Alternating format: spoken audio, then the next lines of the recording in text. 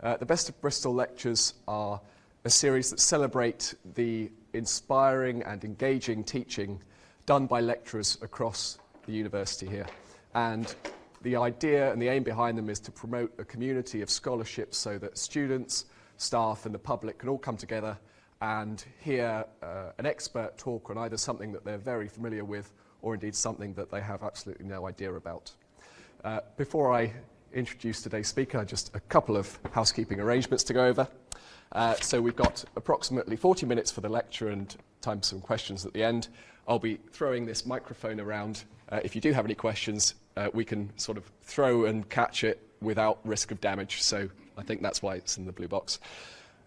Filming, you might have seen the cameras. We're filming today and we're also live streaming this event for anyone who wasn't able to make it up white ladies to come and see the lecture in person. So if you're not keen to be in any film, please just make sure you're to the sides of the room. Phones, please make sure your phones are on silent, of course. Fire, if the alarm sounds, please just exit via the nearest emergency exit doors. And toilets are outside the doors here if you need them. So, on to today's speaker. I'm not going to do a précis of the content because I'm sure Bex can say that better than I can, but I will take just a minute to introduce her. So Bex Lyons is a teaching associate in English and late medievalist. She has research interests in books and publishing and the history of the book, especially female owners of 15th and 16th century Arthurian literature, if you want to get into the nitpick details of it. She also has a wide range of affiliations with Arthurian studies and the history of the book across multiple institutions.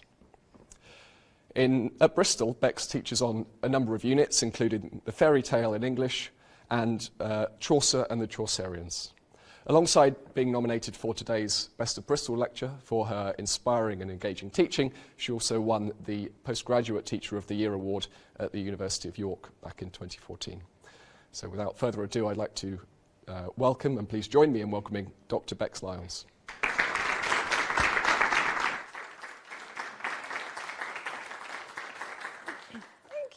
Thank you for being here. I kind of expected it to be just me and my mum who's in the audience, so I'm really heartened to see that there's a few more of you here. I have had a bit of a cold type cough thing, so I'll try not to cough into the microphone, but thank you for being here.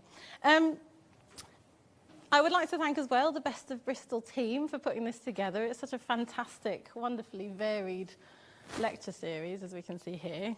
This is my title. And, you know, being an adult, being an academic can feel a bit tough sometimes, so it's really nice to just occasionally have a pat on the back, you know, well done, you're doing okay. And I think it's really lovely that the Best of Bristol lecture series does this. I want to thank my students, because this is student-led, student-nominated, and they're the ones who put me forward for this, completely to my surprise. There's clearly something about medievalists, because I do follow in the footsteps of another colleague in the English department, Dr. Gareth Griffith, who is also a medievalist, who was also a Best of Bristol lecturer 2 years ago, I think, last year. And I do strongly urge you, if you have an hour going free, go and look up his lecture online. It's really, really good. It was a real surprise to me, actually, to be nominated, because I only graduated with my own PhD last July, and I only gave my first lecture just over a year ago, and I'm not actually a lecturer, I'm a teaching associate, so, you know, it was huge surprises all around, lovely surprises, but really, really big ones. And the last people that I would like to thank is, you know, everyone who's helped me so far in my academic journey. It's been quite a journey, and I'll tell you something about it in a moment. But I'd like to thank my family, friends, my academic colleagues, some of whom are here, and my fiance, my mum, who's over there. It's all getting a little bit Oscars now, though, so I'll move on, and we'll get on with the show. So in their nominations for me, my students specifically requested that I should talk to you about medieval romance. So that's what I'm going to inflict upon you for the next 40 minutes or so, and you can thank them for that. And I'm going to talk to you about some unexpected journeys and meetings, and this is both within and with this body of literature. And the journeys and meetings are really my own personal experiences, both in terms of the kind of physical, geographical, intellectual, emotional journeys, all the journeys that I've been on, and all the many meetings that it's prompted in my life, this body of literature.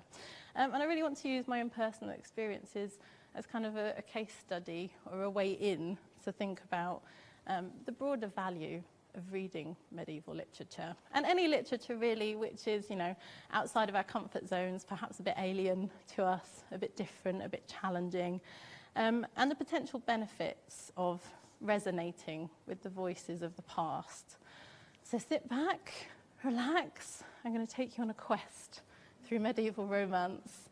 So first of all, what is it? Well, I'd best get this out of the way right now at the outset and probably disappoint quite a lot of you, but medieval romance isn't just all about romance and love. I mean, as you can see from some of these images from medieval romance manuscripts, I mean, they do crop up fairly frequently, but that's not what it's all about. And put simply, medieval romance is a genre of literature that's really popular from the 12th century right through until the end of the Middle Ages, and even on into the early modern period. And it sows literary seeds for what would later become the modern novel, and it preempts and influences many other genres, perhaps some surprising ones. TV soaps like EastEnders take their inspiration from medieval romance. You know, something to keep you interested there.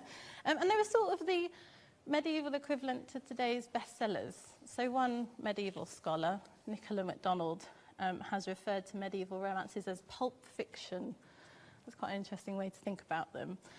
Just like this kind of delightful book that we have here, which obviously takes its inspiration from medieval romance and was, I am sure, a bestseller.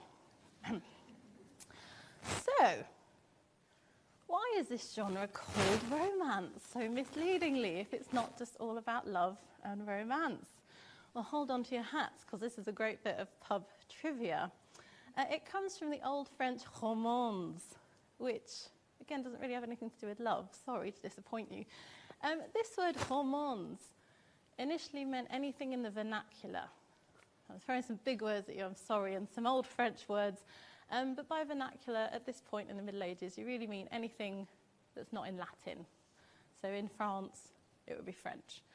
And it came to mean, so this word romance, came to mean tales that particularly discussed ideas of courtly love, chivalry, adventure, and usually featuring the elites of society. But in order to define medieval romance, it can be useful to think about what it was kind of situated against or in opposition to, bearing in mind that throughout the Middle Ages, Latin was the language of learning and the church, and it was kind of the formal language of learned ecclesiastical men and just a very, very few women. But vernacular languages, like French, were open to all members of that society, in spoken form at least, if not written, whether you were secular or religious, male or female. So the vernacular became the language of entertainment and popular culture, particularly in terms of elite lay culture in the 13th century, courts and wealthy households. Although later this kind of literature would spread into broader popular culture. So romance became a shorthand for this kind of literature, literary works in the vernacular as opposed to kind of clerical writing. So where did this trendy, new, popular, non-clerical literary genre spring from? Well, we see medieval romance evolving from a number of secular literary traditions, as well as older tales and stories that were circulating via the spoken word. And this included things like translations of Latin epics, adaptations from the chronicle tradition, chronicles dealing kind of loosely with history, reworkings of Celtic folk traditions, such as a type of verse poem called the Breton lay. So it's kind of a mishmash. It takes its inspiration from all of these different genres that are pre-circulating. And in the first instance, we see romance evolving in the mid-12th century, in Anglo-Norman, at the English court, and around the same time in French, a guy called Chrétien de Troyes, who is the father of Arthurian romance. He is crafting new Arthurian romances for his patroness, Marie de Champagne, who is Eleanor of Aquitaine's daughter. So very affluent, kind of high-status audiences there. And then romance spread to the German courts, and Italian and Spain followed, but they get their romance tradition from a slightly different place. And then in the 13th and 15th centuries, we see romances emerging in Middle English. So Anglo-Norman, French, German, Italian, Spanish, we get them in Welsh, Middle English. Romance is a deeply European tradition, embodying the best ideals of kind of cross-fertilization of ideas and people and cultural exchange. And, you know, it's a timely moment to remember this right now. So we could say that romance itself is very much a product of meetings and journeys.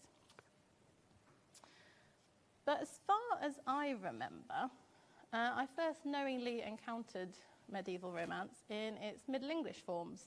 And the development of this body of literature in Middle English is quite interesting. So just as romance was kind of a reaction to, or developed in opposition to, as something different to Latin clerical writing, the first translators of French romances into English make similar claims like this about broadening the availability of their work. And they give these reasons for translating romances into English. So, for example, have a look at this quotation from the first translator of the French prose Merlin romance, writing at the beginning of the 14th century. So they say, French use this gentle man, ac everich English, English can. And that means the gentry may speak French, but every English person knows English. So the use of English language here is depicted as kind of opening up this type of literature to other classes beyond the Anglo-Norman elite in England, to everyone that can understand the language, the common language. So romance has always, at least ostensibly, had a concern and an association with broadening its audience, extending its journeys beyond the social elite, and forging new meetings with readers, really hammering home this journeys and meetings theme. And despite conveying social ideologies and norms, it also is a genre that's involved with questioning them and deconstructing them in many ways. And this is quite useful and thought-provoking and perhaps surprisingly subversive in many ways. So what does a medieval romance look like? What features might we expect to see? Well, some of this, I'm sure, is what you're expecting when you think about tales of King Arthur and his Knights of the Round Table. We've got knights, that's fairly obvious, I suppose. They're always dashing and strong and brave. We've got beautiful ladies, and these are always superlative, the most beautiful. How they can all be the most beautiful, I'm not sure, but somehow they are. We've got fairy mistresses, enchantresses, sorceresses, and these can be good or bad, or a bit of both. Think the Lady of the Lake, who gives King Arthur his sword, Excalibur. Think Morgan Le Fay, who's Arthur's half-sister, who weaves in and out of the stories. We've got this concept called the fair unknown, la belle inconnue. And that's really when knights rock up in disguise at tournaments and things like that. And it's a bit like Clark Kent when he puts his glasses on and no one knows he's Superman. This is going on in medieval romance. That's where they get it from, right? Marvel and DC. We've got dragons, giants, monsters of all kinds that you could imagine. Fun stuff. Magic and the supernatural, also very fun. May and spring, so lots of romances are set around this time with all their associations of kind of burgeoning of new life and lusts and things, you know. around about now, in fact, I guess. We've got quests. Knights are always venturing off to various places to go on various quests. Same with the jousting, always having to prove themselves. Celtic folklore motifs, so we see these carrying over into romances, and whether that's having the action set in kind of Celtic locations like Cornwall or Ireland, or having Celtic stuff, objects kind of cropping up, like love potions and rings. Courtly love. Romances often question what this should look like. What's the ideal courtly love between a knight and his lady? They're very interested in this. Chivalry. How should knights behave? How can you best be a knight? Christianity. Again, how can you be your best Christian self as a knight? And lots of romances are kind of based around the Christian calendar. There's lots of events that happen at Pentecost. Lots of things happen at Pentecost. Social elites. Not many peasants in medieval romance. They're not interested. Clashes between good and evil.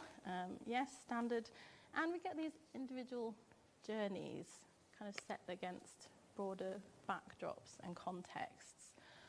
So if you find yourself reading something that has several or all of these factors in it, you might be reading a medieval romance or something that has descended from or taken its influence from, along the way, medieval romance. And this is as awesome as it sounds. I mean, I'm not biased in the slightest, but medieval romance is just the best. And they might only have some of these characteristics, but still be called romances. And the skill for medieval authors was really to take this list of ingredients, whack them together, mix them together in new and exciting ways, and to do interesting things with them, you know, surprise their readers. And sometimes this takes the form of parody. So, for instance, Chaucer, he sets his nun's priest's tale in a chicken coop. So instead of knights and ladies, we get hens and cocks, you know, marching around the chicken coop. So that's really what we're looking for in romance. And they were written to serve a number of purposes. And entertainment was really, really up there. They've got to be fun. All that stuff is very fun. But romances also had serious functions and uses. Political propaganda. So, for instance, King Arthur was held up by the Welsh as being this symbol of hope for Welsh, you know, rising back up against their Norman conquerors at some point. We see romances being used to convey some kind of religious or spiritual or moral education. So they're teaching us how to be a good person and how to behave within our societies. And they offer us models of courage, loyalty, you know, all these things we're meant to exemplify. They try to show us how to be a good Christian, so things like the Grail Quest is all about that. They reinforce social hierarchies a lot of the time, so as well as, you know, gender roles, status. And this includes things like behavioural aspects. You know, how should you behave if you are a courtly elite? What kind of qualities should you have? Things like gentillesse, which is politeness, good manners, largesse, which is being generous, giving all your stuff away. At the same time, though, they often undermine or play with some of these kind of social hierarchies and behaviours and roles. And some romances kind of are a bit more ironic and poke fun at these things, or pit some of these things against each other. You know, what happens when you're the ideal knight, you've got chivalry, but you also want to be the ideal courtly lover? Ooh, how can you joust all the time if you're with your lady all the time? So romances often kind of tussle with these kind of concepts. They think about national identity. So we get, for instance, The Matter of Britain, which thinks about British heroes and what it is to be British. And probably the oddest function of medieval romances is that sometimes they serve as kind of genealogies for rich patrons. So kind of giving yourself a line of heritage. For instance, there's a series of romances about someone called Melusine, who's this kind of half-serpent lady. And the royal family of Lusignan used her as kind of their ancestress. They claimed her as their ancestress. Why? I'm not sure. So writers of romances, like Chrétien de Troyes, therefore suggested that romances combined matière, which is kind of the subject matter, the stuff, and sens, or this deeper kind of inner meaning, and that we're perhaps meant to think about romances, and they're intended to provoke debate amongst their readers and listeners. And as the scholar Helen Cooper says, medieval literature shares with earlier writing from the Hebrew Bible to Beowulf the function of recording the ideology of an entire community, the values by which it represents itself to itself. Romance, as the dominant secular literary genre of the period, was at the heart of such self-representation, a means by which cultural values and ideals were recorded and maintained and promulgated. But as I've already suggested, romance perhaps isn't as straightforward as just representing the ideals of a culture. Sometimes it also calls them into question too.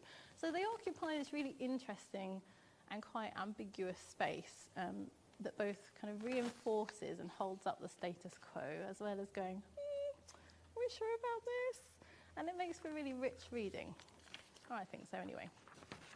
So I've spent a fair bit of time so far describing to you what medieval romance is, because I just came assuming that you might not know. So now hopefully you're all experts in the subject. You can spot one a mile off, you can go out and read them. But though we've seen some journeys and some meetings undertaken by the literary genre itself as it spreads across Europe and different demographics of readers, I did promise you some more personal meetings and journeys. This is probably the cringy part of the lecture. Just as a case study, really, to hopefully persuade you that medieval romance and medieval literature more broadly are not just important for what they can tell us about the past and its people, but they're also useful places to resonate with voices outside of our own experience. Because sometimes I think we can get a bit locked into our own echo chambers, particularly with social media, reinforcing our views. So we can really benefit from just stepping outside of our own experience every now and then. And medieval romance is great for that. I mean, do we have any knights in the room? Shame. So in terms of my own experience as well, it would be no exaggeration to say that medieval romance has profoundly shaped my life. I mean, look where I am right now, what I'm doing with my life. So let's think about that. So, just soak it in. I was 19. I wasn't 14, so I'd be a child prodigy. I was 19 when I made my first significant journey, my first significant meeting with medieval romance. And I'd moved from my native East London up to Bangor, anyone been to Bangor? 1, 2 people. Oh, you must go. Oh, 3 people. Excellent. Tiny, tiny little city in North Wales, kind of nestled between the mountains and the sea. Such a pure, lovely place. And I'd gone up there to study for an undergraduate degree in English, with no real plan in place, apart from I just love reading books, and I love literature, and I wanted to spend 3 years doing that. So that's what I did. And there I am, 19-year-old Bex, making some bad choices with hair dye, as I think you have to do as an undergraduate.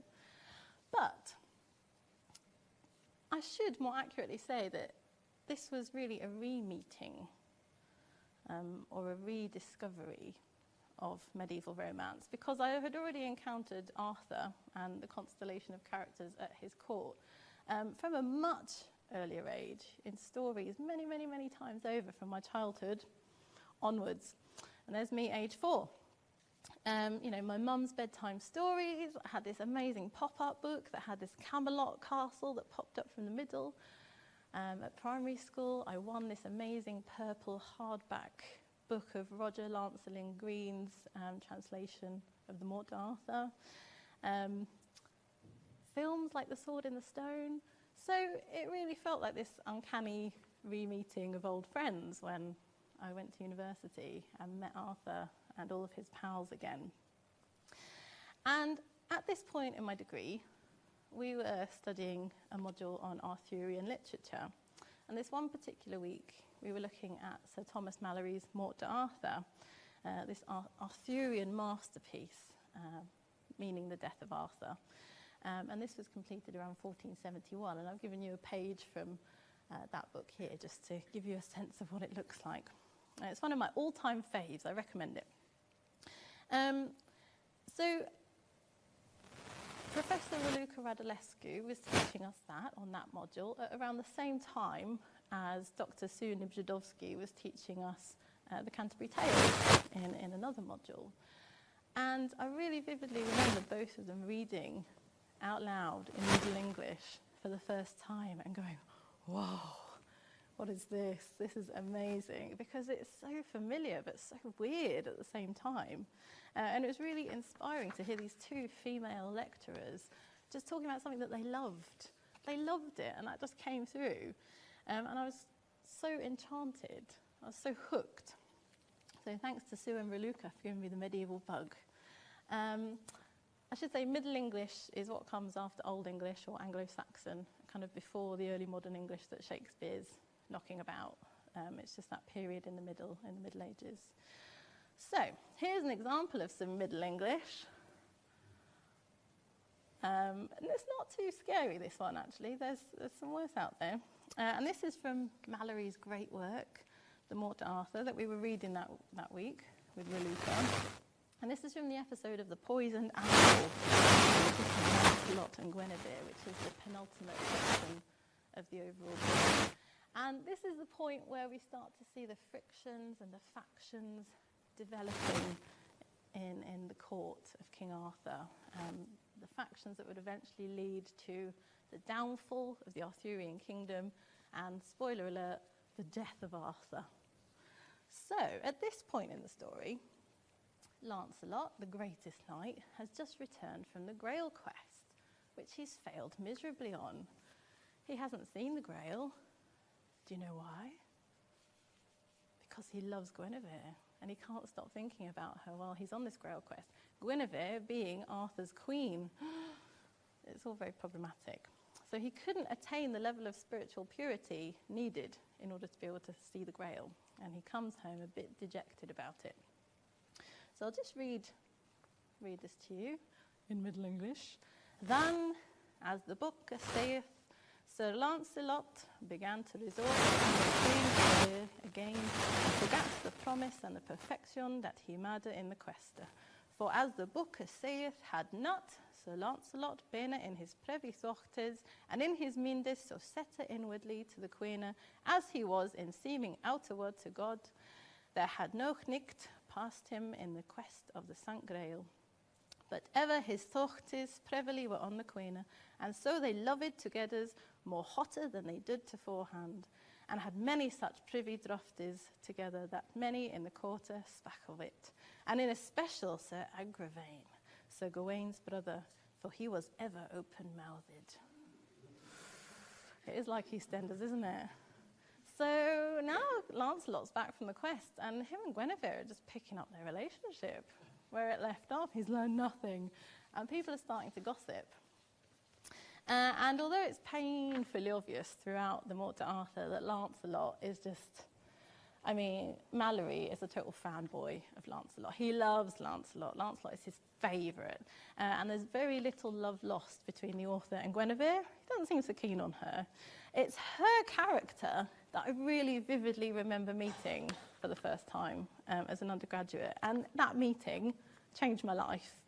And to show you why, I'll keep reading from this page, but I'll ditch the Middle English pronunciation just to make life easier for us all. So it befell that Sir Lancelot had many resorts of ladies and damsels, which daily resorted unto him, that besought him to be their champion. In all such matters of right, Sir Lancelot applied him daily to do for the pleasure of our Lord Jesus Christ, and ever as much as he might, he withdrew him from the company of Queen Guinevere, for to eschew the slander and the noise. Wherefore the Queen waxed wroth with Sir Lancelot. So one day she called him to her chamber and said thus, Sir Lancelot, I see and feel daily that your love beginneth to slack, for ye have no joy to be in my presence, but ever ye are out of this court, and quarrels and matters ye have nowadays for ladies, maidens, and gentlewomen, more than ever ye were wont to beforehand. So Lancelot is being approached by all the ladies and all the damsels of the court, and at the same time, he's removing himself from Guinevere's presence, supposedly to stop the gossiping. And this is understandably quite hurtful to Guinevere. She's not happy about it at all, and it makes her pretty angry. So as a result, she brings it up with him in what I think is a very forthright manner, as we see here.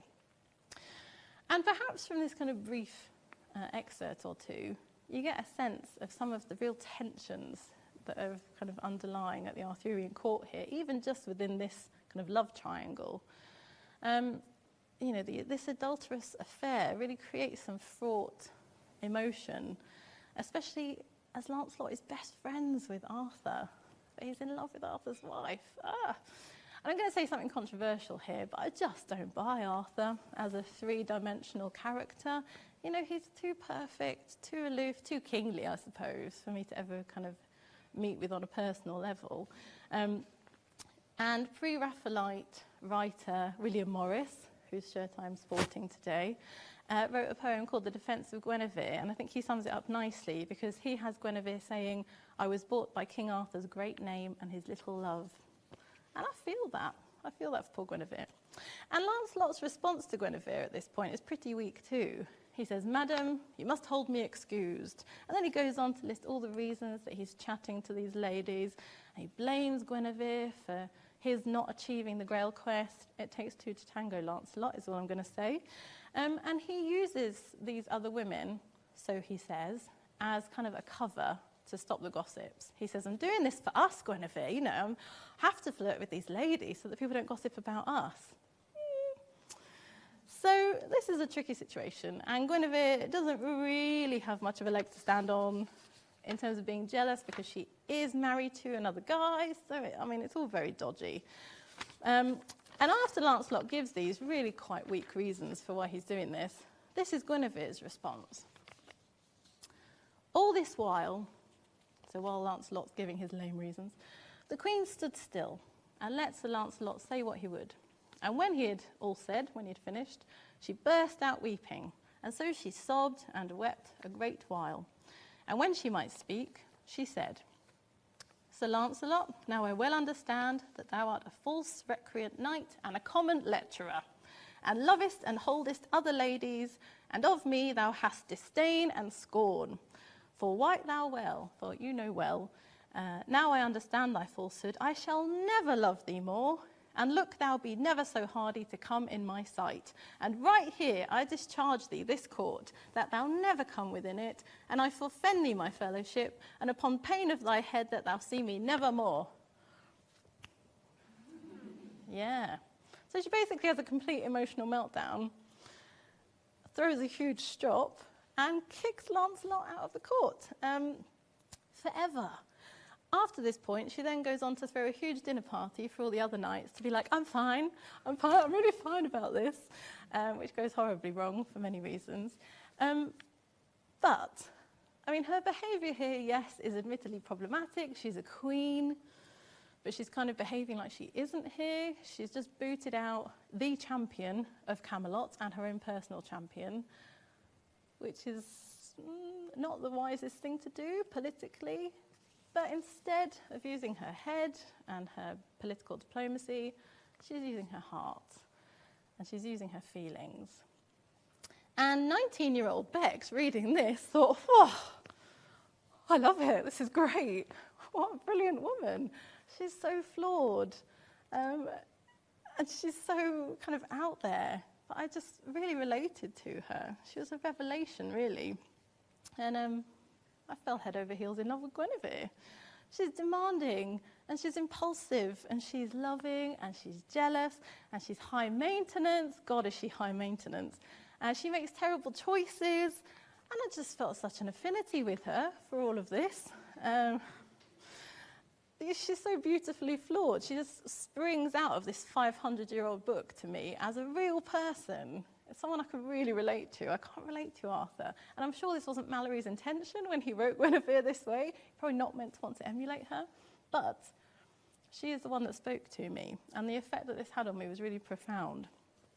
And this might sound weird. You know, why would I own up to, let alone be proud of, feeling an affinity with an adulterous queen who is amazing at throwing strops?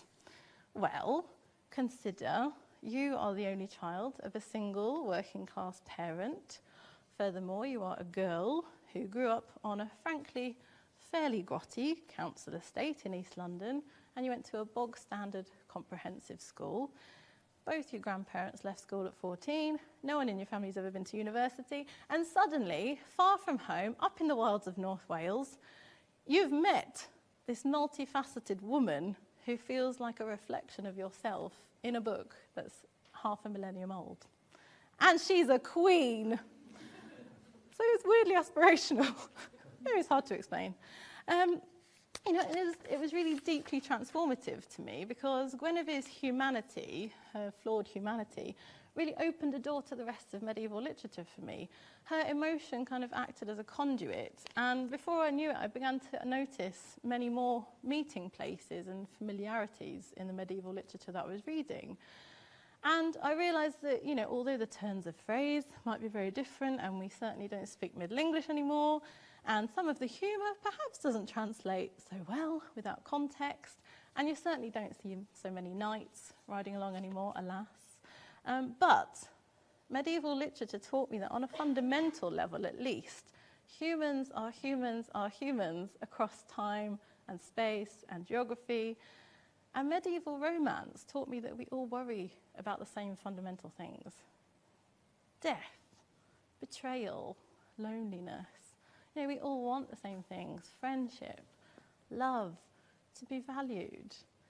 And we all, you know, to a 19-year-old, that's pretty deep stuff. That's a pretty important lesson to learn. It's kind of universal empathy for my fellow human beings. And I began to see that we're all far more similar than we are different, thanks to Guinevere. So this one kind of profound meeting resulted in many others, and I found my bliss, to be very corny, and I followed it to a master's, and then to a PhD, and now to a permanent academic role here at the University of Bristol. And I became not only the first person in my family to go to university, but the first person to become a doctor, which was a thrill. And I've travelled the world to speak at conferences about this stuff and to research in archives and libraries and to share ideas. And to me, I mean, it's just amazing. I've become a teacher myself. These people who so inspired me as a 19-year-old, I'm now, hopefully, that person. And I can pass that on. And my whole world has expanded and grown thanks to medieval literature.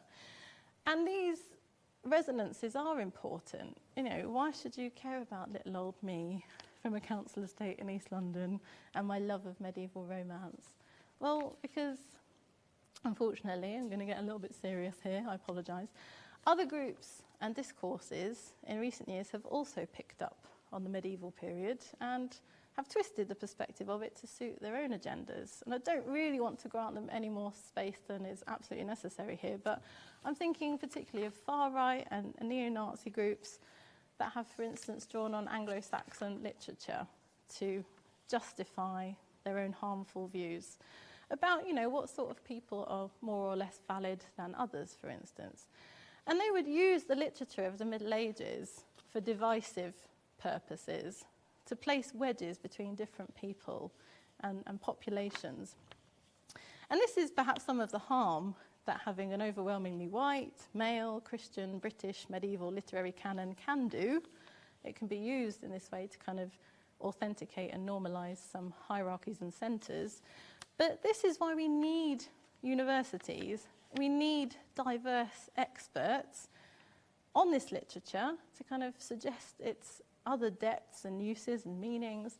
And we need these kind of soul-shaking, transformative moments of meeting people who are not like us, whether they're on the page or in reality. People from completely different contexts in terms of time, space, social status. And the study of the arts and humanities, I'm sure I don't need to tell all of you, helps to make us better people, just more compassionate human beings.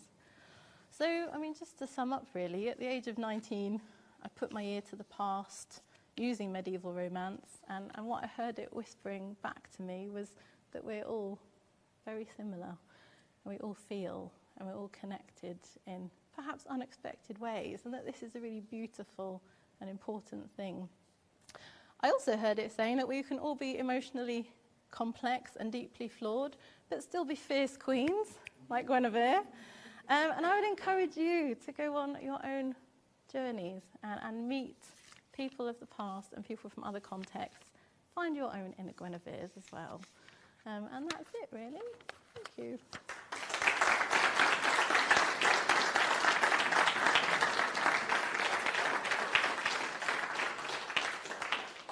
Thank you very much, Bex, for that lecture. We do have some time for questions if anyone would like to ask some. I'm going to throw this.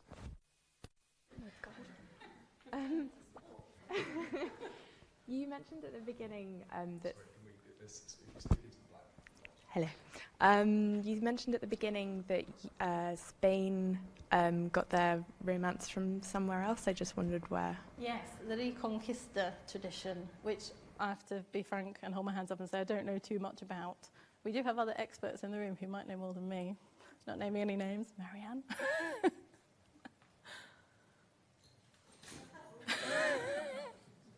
Failed the sports test, if not the medieval literature one. Yes, Spain had a different tradition. Latin comes into all of it because that's the kind of high culture, the learned people would have Latin. But there's a real folk tradition of ballads in Spain, which fed into the growing medieval romance. But I think the real thing to take away from what Bex was saying at the beginning is this international nature of medieval romance. You are really talking about a European culture. So the kind of it's really hard to look at a map and not see to not see modern borders. But Bex was talking about French and Middle English. I mean, French is just as important for English literature in the Middle Ages, and actually French was quite important in Spain, in northern Spain at that time as well. So you've got all these influences, and yeah, things are developing differently in Spain because of the folk ballad tradition as much as anything else. But you've still got those same influences as well of the Latin epic narratives and of the French text, particularly actually Southern French Occitan literature, which is creating the courtly love ethos, which is really important in all these literatures as well. I won't go into any more detail because this is Bex's questions, really. No, it's good because I didn't know the answer. So.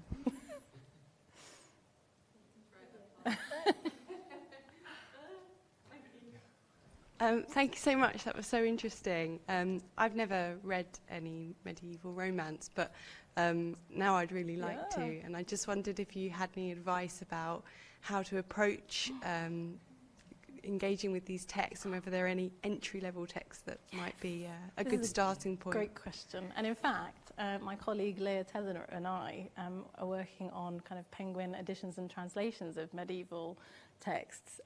So Penguin, I mean, modern editions are amazing, and they've got all this kind of extra information to help you kind of get into the text and engage with it, and introductions and glossaries.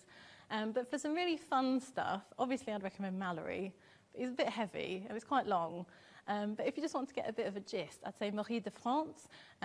She writes lays, so the kind of shorter sort of precursors to medieval romance.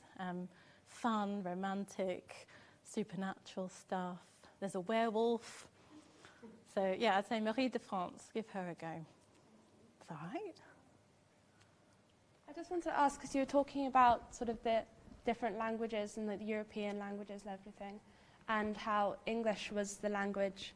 But I just wanted to ask about sort of the Welsh language in relation to that sort of thing, and especially how you're talking, like English is the language of the upper classes, but then how does that sort of disdain for the Welsh language sort of play into that? Yeah, I don't know if I'd say that English was the language of the upper classes. It was certainly the language of the people, so for the more kind of commonly spoken language. But yes, the Welsh stuff is really interesting. So I don't know if you've heard of a kind of a collection of stories called the Mabinogion.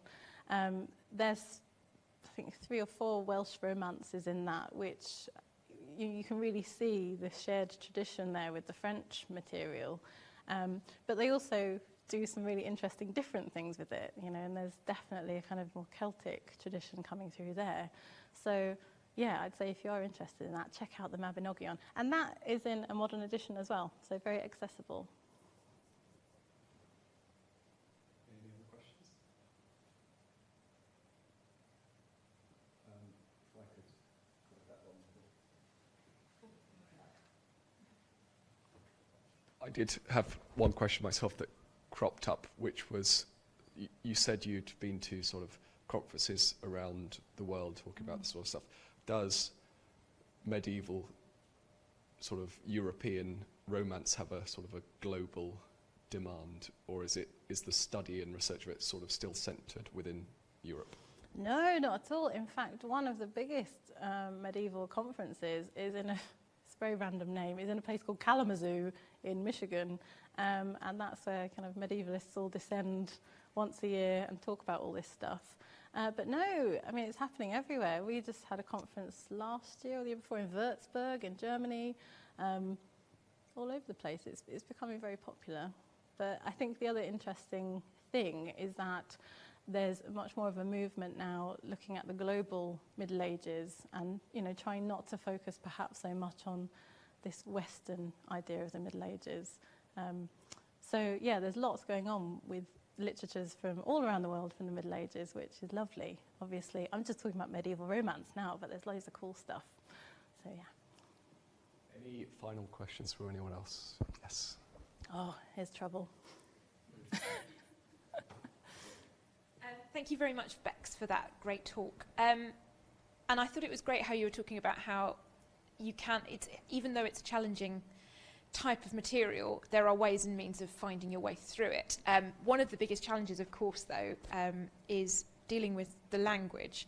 Now, some of the Middle English we saw this evening is some of the easier stuff to handle because it's in prose, it's later medieval, all those sorts of things. But of course, you know, when we both know that when students first see, let's say, the Gawain poet in action with his northern dialect and his poetry and all of those kind of things, it becomes very much more difficult. And I wondered if you had some top tips for anyone who wanted to try and start reading that. Yes, oh, that's a great question, Leah, thank you. Well, I always think about how I kind of responded to Middle English when I first encountered it, and I think it's really important to kind of use your own experiences to guide, you know, the way you help others. And some of the students in my class as an undergraduate could not get to grips with Middle English at all. I think they were really kind of intimidated by it because it does look a bit weird, and like I say, some of the stuff that I showed you was not too bad. You could probably muddle your way through it if you didn't have any knowledge. But the way, I think, to make Middle English friendlier and less intimidating is just to see it as badly spelled modern English. And look, medievalists will absolutely tell me off for this, but that's kind of the way I approached it as an undergraduate, and it makes it less scary. The other thing to bear in mind with Middle English is it's a total hodgepodge of German, French, Latin, Norse, Celtic languages. So if you have other languages, you know, if you're a French scholar, then bring that with you, and that will help you to kind of access it as well, I think. Yeah, and get a good glossary. There are normally glossaries in the backs of modern editions, which is so helpful. But yes, you're right, it can be quite a task. Well, yeah, the reason I ask is I think things like the Penguin translations are absolutely wonderful things and have made medieval literature so much more accessible to people even outside of the university context. It's not just people studying it. If somebody has a particular interest, they could read it in that edition. But actually one of the great things, I think, especially in respect of what you were talking about, is the opportunity to access a different culture. And language is so important in understanding alternative cultures. So, you know, the opportunity to really engage with the original language makes you see the content of the text in a totally different way as well. That was really the purpose of the question, so thank you for answering it. Yeah, it does. You're right. Thanks, Leah.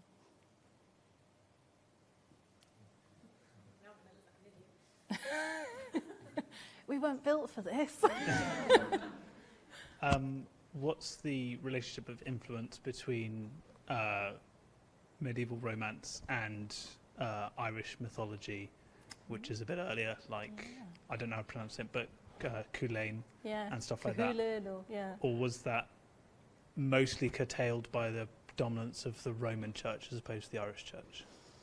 Well, it's a different tradition. So, I mean, things happen kind of on a different time scale. That was a good question, thank you, over in Ireland. One of the things I do actually is I teach in Bath Myths and Legends of Britain and Ireland, and we look at texts like the Toyn, which is kind of an Irish mythological text. And in terms of kind of shared traditions there, I think we can certainly see similar tropes feeding in, similar motifs. For instance, in the Toyn, we have a character called Maeve, who is very much a kind of sovereignty, almost goddess-type figure. And then in medieval romance, we have figures who kind of resonate with that as well, like Morgan Le Fay, who seem to be very kind of, particularly in earlier texts, tied to the land. You know, she lives on Avalon, the Isle of Apples. So we certainly see common themes coming through. Now, I don't know of any Irish texts that have specifically kind of gone through into romance. Again, there might be some people in the room who know more about that than I do, but it's a good question. We certainly, again, thinking about this kind of universal human interests, we certainly see those across the Irish mythology and romance. You know, how to be a hero, how to defeat people, all that kind of thing. So, yeah, I don't know if that helps. Thanks again for a really interesting talk. You mentioned Marvel superheroes, which made my ears prick up. I'm aware of the sort of the Norse influences on that, but what are the medieval parts of that? Well, I mean, just the fact that we have heroes. Knights really are a type of hero. King Arthur is a hero. So I think we see kind of the construction of the heroic identity in medieval romance really feeding through into things like Marvel and DC. And we see them totally just pinching bits and pieces from medieval romance, like turning up in disguise, oh, no one recognizing you, and that allows you to do kind of different things as a hero when no one kind of knows who you are. So, yeah, medieval romance has just inspired everything, is the takeaway message. Oh, God.